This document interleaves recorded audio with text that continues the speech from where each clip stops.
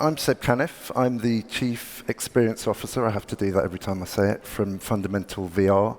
And our flagship product is Fundamental Surgery Platform, which is a flight simulator for surgeons. So 5 billion, that's a big number. That was from the World Health Organization. And that's the number of people that they estimate around the world that don't have access to safe surgery. So what does that result in? Well, unfortunately, it results in suffering and sometimes death. Don't worry, it gets brighter. And there are lots of reasons for this, but one of the key reasons is that people don't have access to good surgical training, so we don't have the surgeons there ready to provide the treatment. So a small case study, I was just over in San Francisco at the American Association of Ophthalmologists. So that's 25,000 ophthalmologists all meeting together to talk about their craft. And we were there with a company called Orbis, a charity, and Orbis's focus is to eradicate needless blindness around the world. So one example is in Haiti. There are 100,000 people there who are blind due to cataracts. So cataracts is a clouding of the lens that progresses and eventually you go blind. Now, cataract surgery is relatively straightforward and relatively cost-effective. However, there are only 7 surgeons in Haiti that can deliver this surgery for 100,000 blind people. So you can see there's a real need there to help train these surgeons more quickly and more effectively. However, it's not just a developing world problem. So back in the UK, last year alone, there were 6,000 surgical incidents, and that represents a 300% increase over the last 14 years since 2005. So that's a 7.6 compound annual growth rate, which is fantastic if you're running a business, but not so good if you're a surgeon or indeed a patient. But it's not just the UK. Let's have a look at the US. So as Julia said, there's up to 400,000 deaths every year. This is from Johns Hopkins Medical School. And unfortunately, these are deaths. These aren't, well, they're the ultimate complication of surgery, right, which is death. Now, if we analogize that to a jumbo jet, that would be the equivalent of 4 jumbo jets falling out of the sky every single day of the year. Now, that's quite a shocking statement. Now, obviously, surgical deaths aren't all preventable, so we're not implying that we can eradicate all of these deaths, but maybe with better training, we can decrease that number or help to decrease that number. But why is this happening? I'm not implying that surgeons in the UK and the US are incompetent, far from it. They train very long and very hard. Surgical training takes, say, up to 15, 16 years in total from start to finish to be a fully qualified surgeon. It's hard and it's complex. And one of the problems is the surgeons don't necessarily have access to safe rehearsal skills. So this image here is a surgical training theatre from King's College in London, and it's separated by 100 years. But you'll see it's relatively similar. It's surgeons watching other surgeons perform surgery. So surgical training goes through a number of stages. You start with theory, you read books and go to presentations and lectures. Then you move on to observation, as you can see here, but nowadays this is augmented with YouTube and other surgical video training channels, which is very useful. And then if you're lucky, you'll get to practice on a cadaver, so that's a dead body. However, cadavers are expensive, something like 10,000 euros for the lifetime of a cadaver. They're used once. If I practice a knee replacement here and a knee replacement here, that's it. I need a new cadaver to practice more knee replacements. And some people have ethical issues with practicing on lots of cadavers. They may also use plastic models and sawbones, which is a kind of plastic model you can drill on, etc. But again, it's not like real life. But ultimately, at some point, those surgeons, they have a go on their first real patient. And that's where problems can occur. So there's an old adage in medical school, which is watch one, do one, teach one. And this is the way you learn across a lot of surgery and medicine. And it's basically because surgeons and doctors have a lot of information to learn in a very short time. So can we help there, and can VR help? Certainly in the do one area.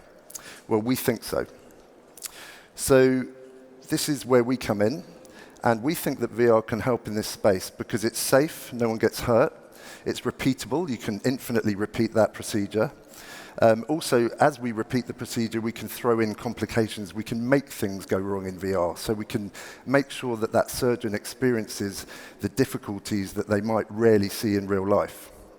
It's measurable. This is really important for us. So we can objectively measure what the surgeons are doing. We can tell where they're looking. We can tell where they're cutting. And we can build that and provide a kind of score of their performance. And it's scalable. So our particular solution focuses on the lower cost hardware, and that's to make it scalable and available to everyone around the world. Our competitors tend to come into the hundreds of thousands of euros or pounds or dollars scale, and we're in the tens, the low tens. So what else can VR benefit in surgical training? Well, confidence and competence, and they're two different things. What you really don't want is a confident surgeon who is incompetent. That's a very dangerous place to be. I studied medicine for a bit. I didn't complete. I'm not a doctor.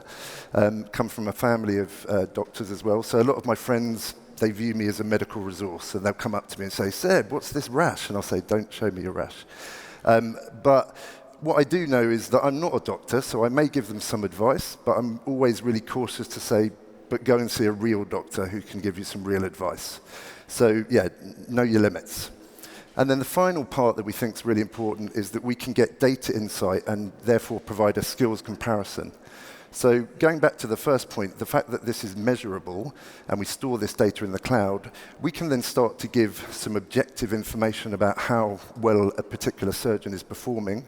And then you can compare those surgeons, both as a patient, you can look for the best surgeon for you, and as a surgeon, you can compare yourself to other surgeons and see how you stack up and maybe where you need to improve your skills. Surgeons and doctors, by the way, they're constantly learning. They don't just do their studies and stop. In fact, they have to learn a certain amount each year to maintain their license. Okay, so this is great, but this is our theory, the previous slide. This is what we think. But we're delivering a scientific product to scientific people, so is there any science to back up what we're saying? So let's look at some validation studies of VR. So the first one was by Ran and Rayner a couple of years ago, and they showed that essentially when you're learning in a 3D immersive environment, the cognitive load, so they used encephalograph recordings of the brain, the cognitive load is lower than a 2D environment. Now that to me is a bit counterintuitive, but that's what they proved, and that's great. So VR helps lower the cognitive load.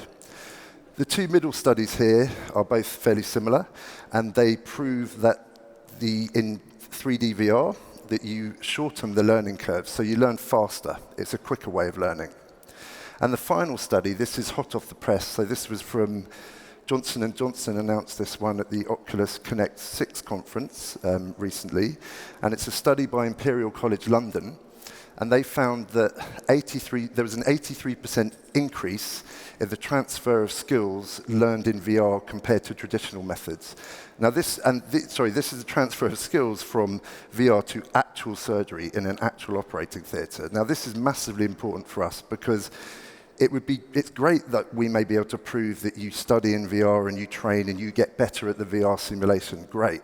Does that transfer to me being actually better in an operating theatre on an actual patient? And that's what this study is indicating. So that's great. But what does all of this mean? Well, really, it summarizes by VR training is easier and it's faster and your learning outcome is better at the end of it. So we're not suggesting that VR would replace all surgical training, but we definitely think there's a strong case for it. So let's have a look at this picture. So this is a spinal procedure from St. George's Hospital in London. And so VR would provide you with these visuals and all the audio cues and the light and the depth, etc. However, they're holding things. This guy's about to put a pedicle screw into this patient's spine, and it's a very tactile experience. So does the sense of touch, does the proprioception matter in training or not? Well, we think it does. So this is where haptics come in. And as you can see, there's a wide range of haptic devices, both on the market and in prototype stage coming onto the market. Some great stuff in the hall next door to look at. We're hardware agnostic across the board. We make software. So we're really excited about all of these devices. And they range anywhere from a couple of €100 to tens of thousands of euros or more. So a little bit more about haptics. You guys probably know all this stuff. But on the left-hand side, we have what we call low-fidelity haptics. So that's the buzz haptics you might get on a watch or your phone, a notification. 3D controllers where you're shooting something or hitting a wall or being hit. They're interesting and cool, and they provide a good function in those devices. However, for me, it's a bit like the 80s, I think, board game Operation, where you're trying to take the body parts out of the guy on the table and it buzzes. It's cool, but it's not necessarily teaching you that much, certainly not for the motor skills required for surgery. So we're more interested in the high-fidelity haptics you see on the right-hand side. So in particular, the top right, we have the Geomagic Touch device. And this provides a really good fidelity, up to 0.1 of a millimeter fidelity in terms of what the surgeon is doing with their hand. And it provides force feedback, so we can simulate cutting through different tissues, injecting through things. We can do drilling, sawing, hammering, etc. So using a device like this, we can really step up the learning experience. And then in the bottom right, you see the HAPTICS glove. So we worked with those guys to develop a demo and a prototype using their extremely high-fidelity glove. It was really cool. Essentially, you reamed the acetabulum. So the acetabulum's the kind of cup bit in your hip that your thigh bone inserts into. You ream that using the Geomagic in our simulator. And then when you've finished, you need to make sure it's nice and smooth before you insert the plastic cup to receive the hip implant. And then we use the haptic glove to put your finger inside and feel haptically whether you'd made a smooth cup or not. And if you hadn't, you felt little bumps and things that were wrong, and you knew you had to carry on reaming. So that was really cool. So we think haptics are great, but are they? Again, scientific product being delivered to scientific people, doctors, surgeons. So is there any evidence? Let's look for validation again. We love validation. So some validation of HapticVR, as we call it. So Panay et al., they found that, and this was a decade ago, that when you turn off haptics when performing a complex task, so the complex task here was cutting out a pattern, there's a twofold increase in difficulty. Also, then Lin et al., they found that when you turn off haptics, it slows down the motor skills learning. So again, they were using EEG, so brain patterns, and they found that when you used haptics, you had a different pattern of brain responses in the brain. So essentially, there's a different learning pathway going on there. They also found that the number of tracking errors also increased, and there was reduced accuracy without haptics.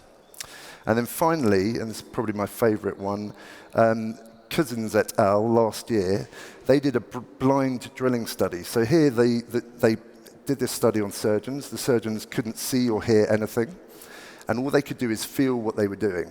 And they were drilling through bone. And bone has a harder outside cortical bone, which is tough, and then a softer internal cancellous bone, which is softer. And just through the haptics, through the physical feeling alone, they could get a 78% accuracy in reporting what kind of bone they were currently drilling through. So that kind of proves that haptics is definitely an important thing in surgery. So essentially, to summarize that, haptics with VR means you can learn faster, you retain that learning better, and you're more accurate with performing the task you're doing. So yeah, so haptics plus VR, we think this all works because you have less cognitive load, and also that you're stimulating alternative learning pathways in the brain, leading to an increased learning speed and increased learning accuracy. So what are we doing with this? So we are rolling this into what we call HapticVR, which is just enough haptics for things to feel real. And we're wrapping all this up in what we call our haptics intelligence engine. So we use the intelligence engine to deliver surgical training simulations across a variety of different surgical disciplines. So on the right-hand side here, you can see a laparoscopic procedure. So that's abdominal surgery, or general surgery as it's called, in the soft squidgy bit in here. There you're dealing with large structures, organs, you're separating tissues, you're often cutting things and removing things and sewing things back together. So the haptics are rather soft and squidgy. In the middle two panels there and on the bottom left, you can see some orthopedic procedures.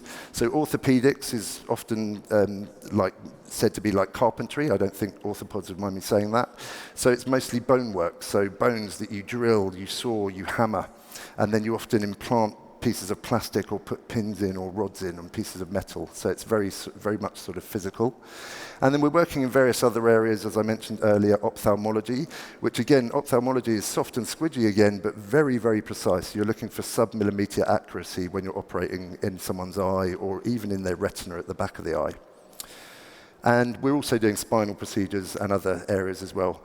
And what the Haptic Intelligence Engine gives us is an ability to use this low-cost and readily available hardware and plug into all of these different surgical disciplines. So all of that brings us around to our mission. It's quite a grand mission. And really, we want to be the world-leading technology platform for surgical simulation and data insight. So that means we can surface an understanding of who's good and who isn't, and provide that to both them and their patients to allow them to improve and allow patients to make an educated choice. And also, we want to deliver all this on low-cost and readily available technology. We're hardware agnostic, and we use a gaming-style PC or laptop and these haptic devices that are readily available. We're roughly 10 times less expensive than our competitors. So really with this, we're trying to democratize surgical training, both for the developed and the developing world. And the ultimate goal of all this is to improve patient outcomes, to have patients have better surgeries and come out of it at the other end much better. And also to help surgeons gain confidence in their skills by giving them a safe and reliable and easy way to practice and rehearse. So let's have a look at a video of the system in action. Welcome to Fundamental Surgery, the revolutionary VR and haptics surgical simulation system. The platform combines low-cost, readily available hardware with our cutting-edge SaaS-based system to deliver real-time data on surgical performance, capability and recency. Here we see the virtual operating theatre with an example of a virtual patient. Now, let's see it from the user's perspective. All procedures are created using the latest visualization techniques and utilize our market-leading surgical haptic intelligence engine, which allows us to create all the unique tissue and surgeon interactions. Our graphics and haptic interactions for surgical rehearsal have been universally acknowledged as market-leading and was recently awarded Time Magazine's Top Inventions of 2018. Each procedure development is guided by the Fundamental Medical Panel and partners such as the Mayo Clinic. We have a medical panel of world-renowned surgeons. Let's hear from one of them now. My name is Brodnik Boszczyk. I'm a full-time spinal surgeon trained in orthopedic and neurosurgical spinal procedures. My main focus is on complex reconstructive procedures of the entire spine involving tumors and deformity. And in this field, I'm very much aware of the technical complexities and the long working hours and many years it requires to train to become proficient in these different techniques. Training on the job with these kind of techniques is pretty much like going into being a musician and going and learning to play your instrument during a concert. When looking at complex reconstructive spinal procedure, the cornerstone really is the pedicle screw, so how to insert the implants into the spine. With what Fundamental can offer, we can recreate the specific tactile feel of passing through the pedicle, the angles. We can create those so that the muscle memory and all these subconscious learning effect is there.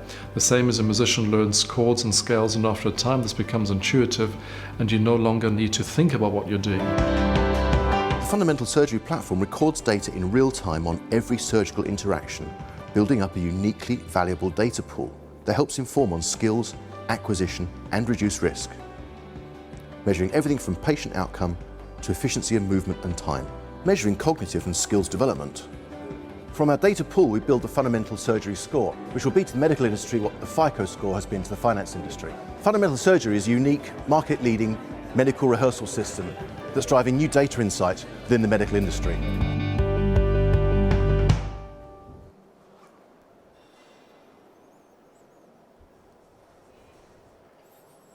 Okay, cool. So hopefully that gave you a good overview of the system and what it provides. Now, I've obviously been talking a lot about the HapticVR, and what you just saw there was focused on the hospital experience that you can see here on the left-hand side. However, there is value in training without haptics. It's not all about the haptics. So we're currently moving our procedures onto mobile VR, so you can see it on Quest platform here in the middle, and also some elements of it onto mobile devices. So why are we doing that? Well, essentially, surgeons are very, very busy people, as we all are. But they don't necessarily, and they spend a lot of time in hospitals. There's even problems with working time directive, laws around how long they should be there. So we want to give them an opportunity to continue their learning experience outside the hospital. So whilst they get the deep simulation and procedural rehearsal with the haptics in a hospital environment, they can take the mobile VR home and they can understand about the anatomy and the procedure and get familiar with the overall procedure that they're going to then practice in hospital. And on a mobile device, they can look at educational content and videos and also check in on their assessment and see their progress. So we're looking to roll this, well, we are rolling this out as a platform now, and it's a multimodal interactive platform. And we aim, with the help of the industry, to be installed in 1,500 hospitals. And these are all training hospitals around the globe, and onto tens of thousands of devices over the next 5 years. So just to sum up, that with all of this data, it's a single user login and a single user view. So the trainee can go in, they can see their progress, they can drill right down into a procedure and see how they did on a particular step. And likewise, the trainers, the residency directors, can also check on the progress of all of their students.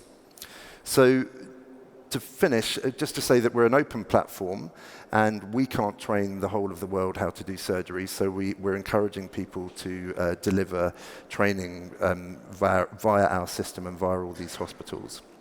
So hopefully all of that takes us a step closer to our ultimate vision, which is to provide safe, repeatable, data-rich rehearsal, and to put that within an arm's reach of every surgeon around the globe. So that's fundamental surgery. I hope you found it interesting, and I welcome any questions. And I think we're running fine for time, so we do have time for questions, but equally grab me after for a chat if you want to talk more deeply about anything.